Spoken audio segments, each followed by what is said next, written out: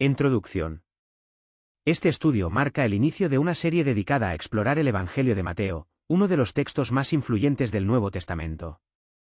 A lo largo de esta serie, examinaremos no solo su autoría, fecha y fuentes, sino también sus peculiaridades, contradicciones y posibles manipulaciones teológicas. En esta primera entrega, nos centraremos en las preguntas fundamentales: ¿quién escribió realmente el Evangelio de Mateo? ¿Cuándo fue escrito? ¿Y por qué dependió tanto del Evangelio de Marcos? Estas preguntas son esenciales para entender el contexto histórico y teológico de este texto, así como su impacto en el cristianismo primitivo. Autoría: ¿por qué es probable que Mateo no fuera escrito por el discípulo Mateo? Varios factores sugieren que el Evangelio de Mateo no fue escrito por el discípulo de Jesús llamado Mateo. Autoría anónima. El Evangelio no nombra a su autor. El título, según Mateo, fue añadido posteriormente, probablemente en el siglo II, para dar autoridad al texto. La tradición cristiana primitiva a menudo atribuía obras anónimas a figuras prominentes, y Mateo pudo haber sido elegido debido a su asociación con la recaudación de impuestos, un tema presente en Mateo 9, verso 9. Uso de Marcos como fuente. El Evangelio de Mateo usa como fuente principal más del 90% del contenido de Marcos. Si Mateo hubiera sido un discípulo y testigo ocular de Jesús, es poco probable que dependiera tanto de Marcos, quien no fue un discípulo y probablemente escribió basándose en relatos de segunda mano. Esto sugiere que el autor de Mateo fue un escriba cristiano posterior que compiló tradiciones existentes, en lugar de un testigo presencial. Sofisticación teológica y literaria. El Evangelio de Mateo refleja un nivel de sofisticación teológica y literaria, incluso comparado con Marcos, lo que sugiere que fue escrito por alguien con educación y formación formal, más que por un simple recaudador de impuestos galileo. Fecha: ¿por qué es probable que Mateo fuera escrito alrededor del 80 después de Cristo?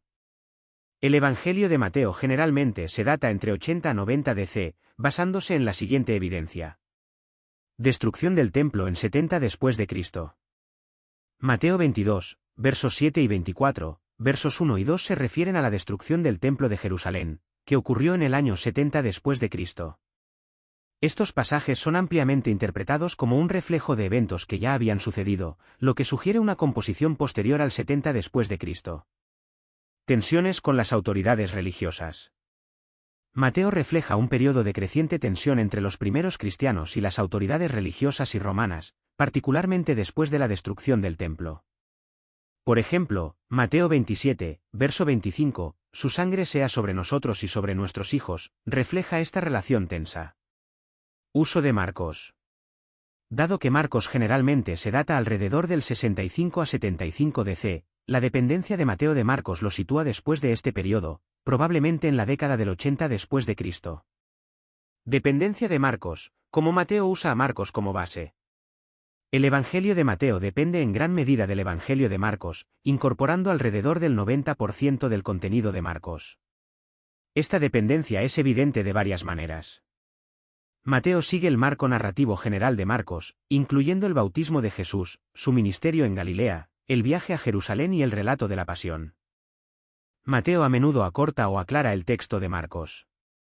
Por ejemplo, Marcos 4, versos 35 hasta 41, Jesús calmando la tormenta, se condensa en Mateo 8, versos 23 hasta 27. Mateo suaviza la gramática y el estilo más tosco de Marcos, haciendo el texto más pulido. Mateo adapta el material de Marcos para enfatizar sus temas teológicos, como el cumplimiento de las profecías del Antiguo Testamento por parte de Jesús, por ejemplo, Mateo 1, versos 22 a 23, 2, verso 15, y 4, versos 14 hasta 16. Mateo añade material significativo que no se encuentra en Marcos, como el Sermón del Monte, Mateo 5 a 7, y las historias sobre el nacimiento de Jesús, Mateo 1 y 2. También omite ciertos pasajes de Marcos, como Marcos 7, versos 33 hasta 36, Jesús sanando a un sordo. Entender a Mateo como una obra no apostólica escrita alrededor del 80 después de Cristo y basada en Marcos tiene varias implicaciones. El Evangelio refleja las preocupaciones de una comunidad cristiana posterior, particularmente su relación con las autoridades religiosas y civiles de la época y su necesidad de definirse tras la destrucción del templo. El énfasis de Mateo en Jesús como el cumplimiento de las profecías del Antiguo Testamento y sus enseñanzas sobre la Iglesia, por ejemplo, Mateo 16, verso 18, versos 15 hasta 20 refleja las prioridades teológicas de una comunidad que busca establecer su identidad. Aunque Mateo no es un relato de testigo ocular, su uso de Marcos y otras fuentes sugiere que preserva tradiciones tempranas sobre Jesús, incluso si las adapta para fines teológicos. Este estudio ha explorado las preguntas fundamentales sobre la autoría, fecha y dependencia de Marcos en el Evangelio de Mateo, revelando que es probable que este texto no fuera escrito por el discípulo Mateo, sino por un autor anónimo que compiló y adaptó tradiciones existentes. Sin embargo, esto es solo el comienzo de nuestra exploración. En la próxima entrega de esta serie, nos adentraremos en uno de los aspectos más controvertidos del Evangelio de Mateo, los errores y manipulaciones en la genealogía de Mateo, por qué la genealogía de Jesús en Mateo difiere de la de Lucas, y más importante aún, de la del libro de Crónicas. ¿Hubo intencionalidad teológica detrás de estas discrepancias? No te pierdas el próximo estudio, donde desentrañaremos estas cuestiones y más.